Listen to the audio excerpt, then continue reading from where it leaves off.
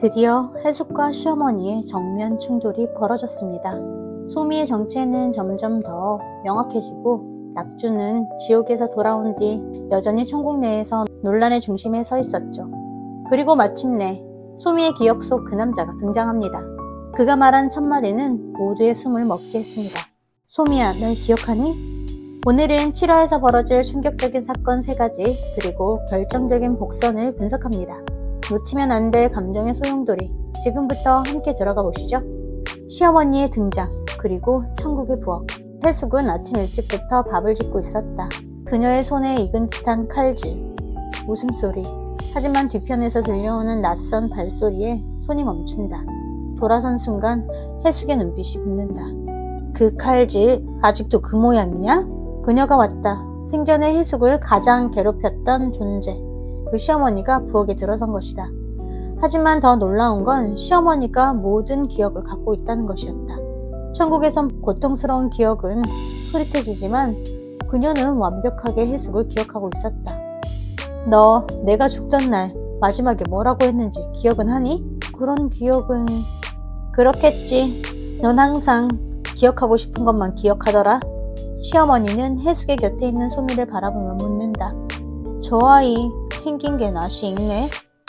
그래도 참 이상하네. 왜 이렇게 익숙한 기분이 드는 걸까? 시어머니는 다시 소미를 뚫어지게 바라본다. 그 눈빛엔 단순한 오해 이상의 복잡한 감정이 담겨 있었다. 소미는 점점 어릴 적의 기억 조각을 떠올린다.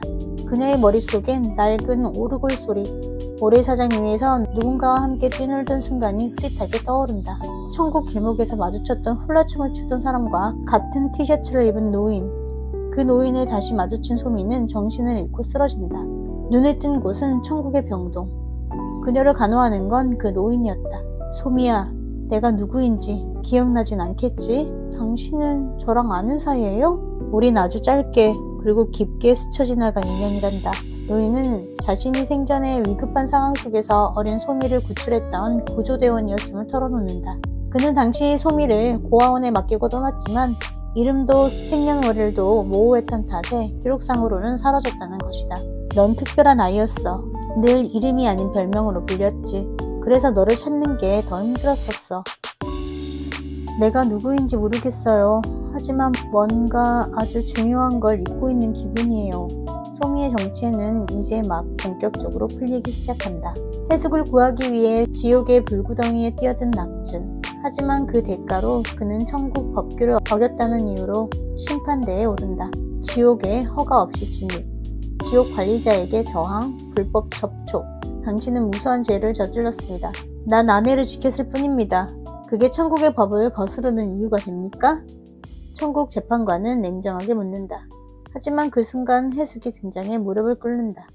모든 건 제 잘못입니다. 제가 그때 포도알만 다 치우지 않았더라면 내 죄의 무게는 사랑이었습니다. 그게 벌을 받아야 하는 일이라면 달게 받겠습니다. 재판관은 말없이 그 모습을 바라보다가 한마디를 내뱉는다. 사랑의 무게는 죄의 무게보다 더 무겁기도 하죠. 재판은 보류된다. 하지만 낙주는 천국에서 일정 기간 동안 활동 제한 명령을 받는다. 다시 해숙과 시어머니. 부엌에서 단둘이 마주한 둘. 시어머니가 먼저 입을 연다. 그날 난 널 미워했어. 네가 날 죽였다고도 생각했지. 그건 저도 몰랐어요. 왜 그렇게까지 힘들게 하셨는지. 나도 힘들었으니까. 며느리에게 기대는 수밖에 없었던 내가 한심했거든. 두 사람은 그제야 서로의 고통을 이해하기 시작한다. 그래도 너 나한테 사과도 한 번 안 했잖니? 전 항상 저만 억울하다고 생각했어요. 그래서 입을 다물었어요.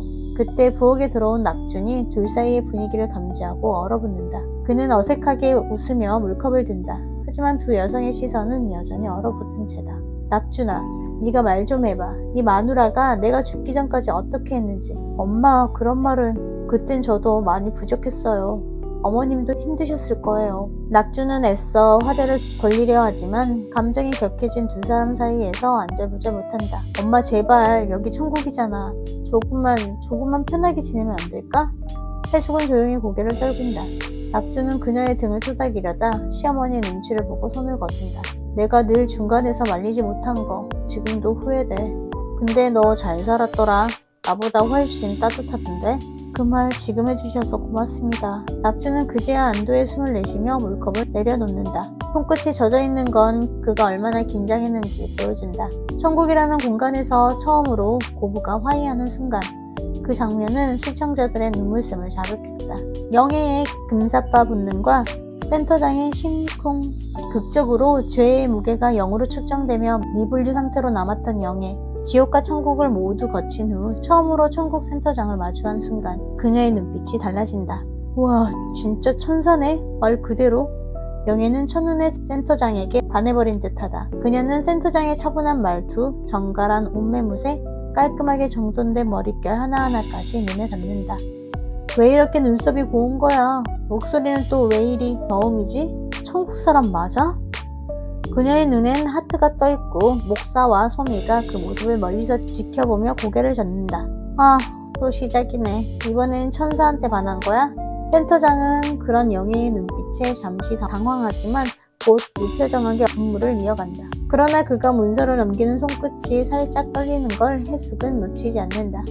혹시 영예한테 마음이 있으신 건 아니죠? 업무에 집중하겠습니다. 하지만 이후 영예가 실수로 발을 헛디뎌 넘어지자 센터장이 순간 반사적으로 그녀를 받아 안는다. 그 짧은 순간 두 사람의 시선이 마주친다. 정적 속에서 흐르는 건 마치 오래전부터 운명처럼 준비된 배경음악. 괜찮으십니까? 아, 네, 괜찮아요.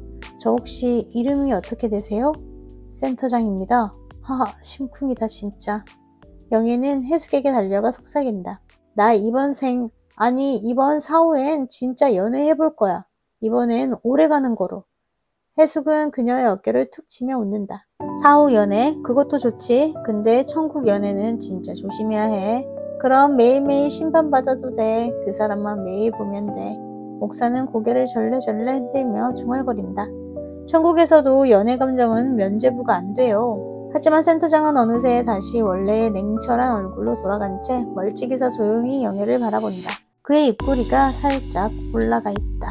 이렇게 영예의 또 다른 감정선이 본격적으로 시작된다. 소미는 다시 한번 기억 속에 나왔던 해변을 떠올리며 걷는다. 그녀의 발밑에는 어릴 적에 그렸던 그림이 하나 떨어져 있었다. 그 그림은 어린아이가 엄마와 춤추는 모습을 그리고 있었다. 그 속 엄마의 얼굴은 지금의 해숙도 노인도 아니었다. 소미는 누구일까요? 그녀의 과거는 정말 사랑만으로 회복될 수 있을까요? 여러분은 어떻게 보셨나요? 다음 회차 천국의 문 너머로 사라진 소미의 행방과 그녀를 둘러싼 기억의 비밀. 여러분의 예측은 어떠셨나요? 댓글로 소미의 정체를 함께 추리해봐요. 좋아요, 구독, 알림 설정 부탁드립니다.